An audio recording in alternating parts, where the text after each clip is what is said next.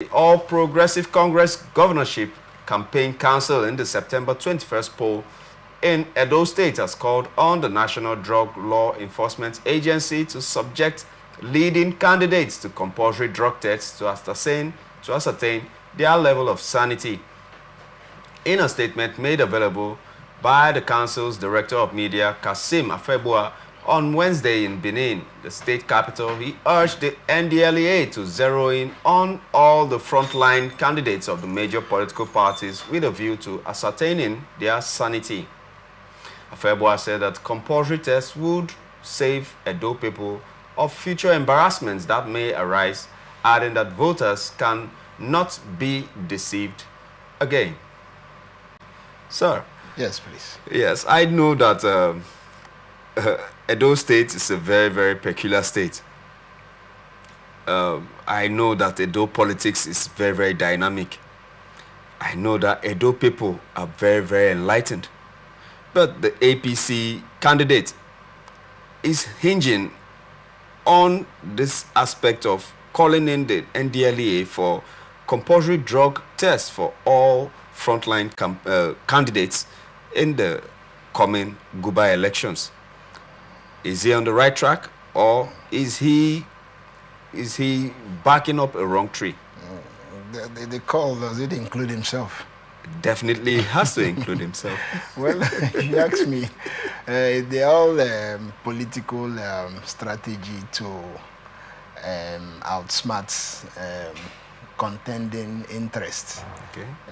Ordinarily, they needed not to wait till the electioneering period, as long as the very sour experience Nigerians get from the crop of leaders.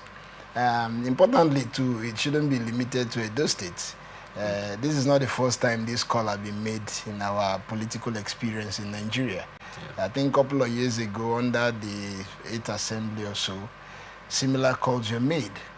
But of course, like the legal principle of he who goes to equity goes to untainted hands. Exactly. They wouldn't let that fly. Wow. Ordinarily, that would have taken the front stage from the time that call was made nationwide. Yes.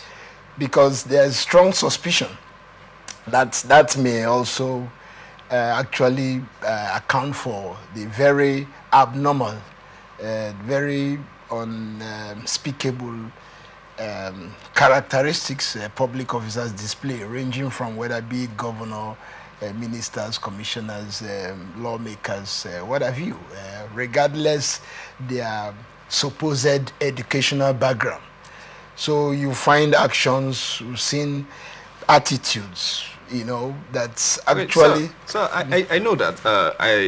Talking of Boris Yeltsin of New Russia, okay, after the USSR period, yes. I knew that he had a certain addiction with vodka, and it was not hidden. It was in the open, and it did hamper some of his locomotive tendencies, and he was openly drunk most of the times. Have we had any issues? I mean, this is alcohol, but he is talking about drugs. Yes. Have we had any issue that has been very embarrassing for any of our politicians that has to do with drug usage that is of note, sir? No, if they have evidence abound, without, with due respect to some of the characters in public space. Don't forget even our almighty President Tinubu. There's been baggages around him, accusations, conduct of being involved in drug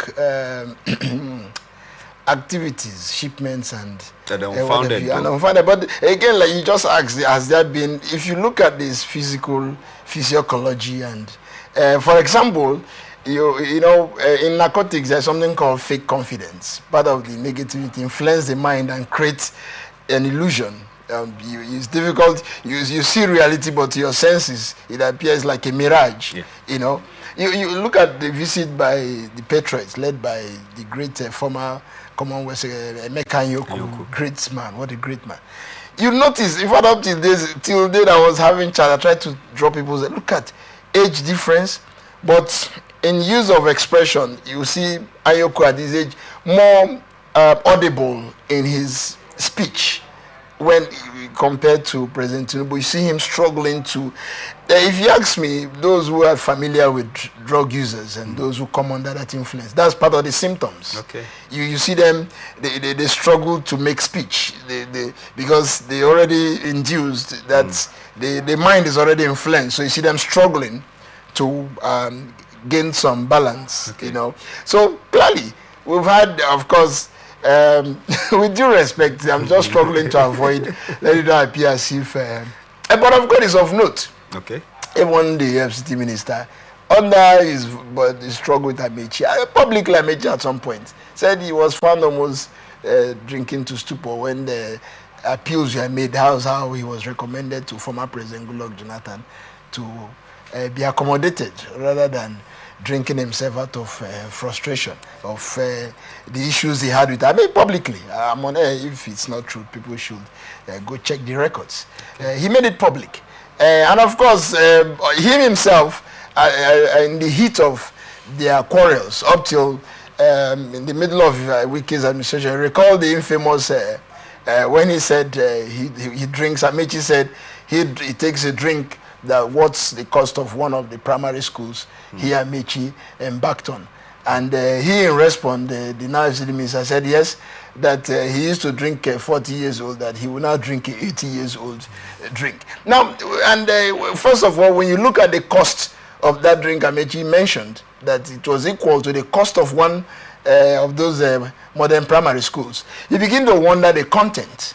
Albeit not being illegal, though. Yeah, no, but the content, because your question was the influence it has. You're there to carry out public service, so you're expected to be of sound mind, so that you are able to comprehend issues before you, so you don't act out of fake confidence, so that when issues are presented before you, you can respond with very intelligent mindsets, so that people don't wonder that how come this thing that he can understand, he finds it difficult to understand, how come he uses expression at the wrong place, the wrong time, against the wrong people, you know, how come he's unable to articulate, how come he doesn't bother about public perception on the way, and we can see it still playing out. I don't think so. The attitudes that are not normal, that fall short of an average intelligent mind, particularly even when you've had the conventional education.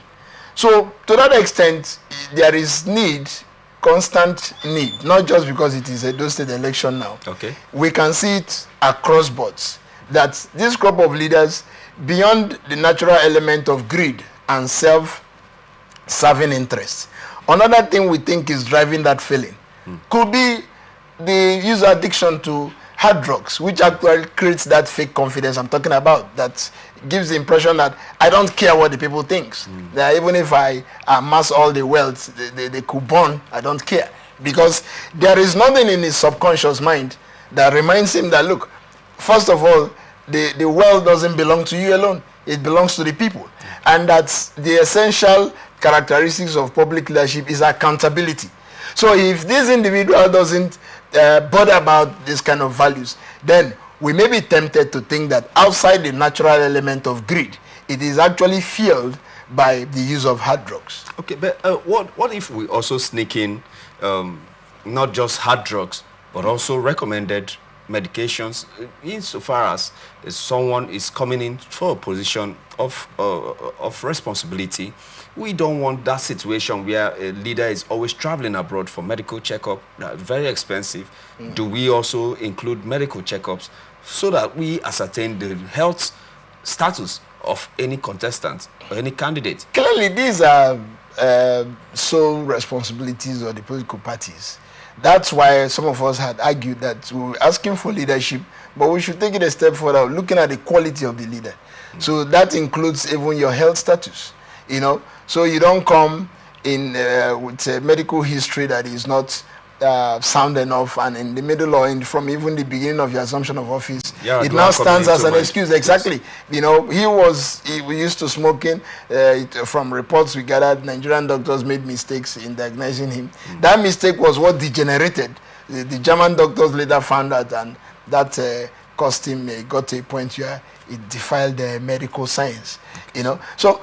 And these are part of what INEC I don't know the Electoral Act, like this call is making now. These are things that INEC ought to take responsibility to oversee. When you say they should monitor primaries, how political parties feel their candidates, these are part of what should be inherent in INEC's responsibility. But they turn around, they look the other ways.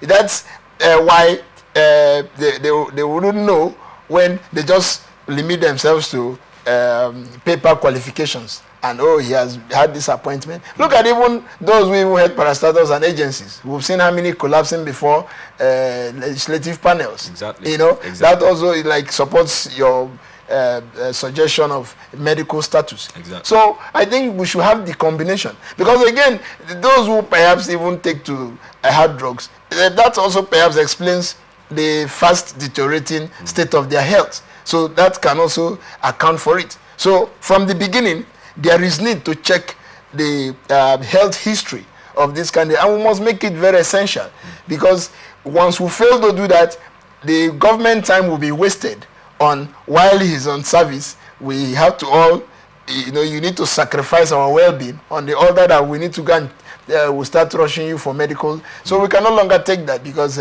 Nigeria needs to move as fast as possible we can, especially at a time of very biting economic situation like this. We need sound minds, and like Kenneth Okonkwo had called, to have new faces. So it's very essential. But again, the fundamental question at this state, he is talking now because he's coming from opposition. The question will be, if APC was the incumbent party, would he make this call? I think I will leave that for the audience to think about. Okay.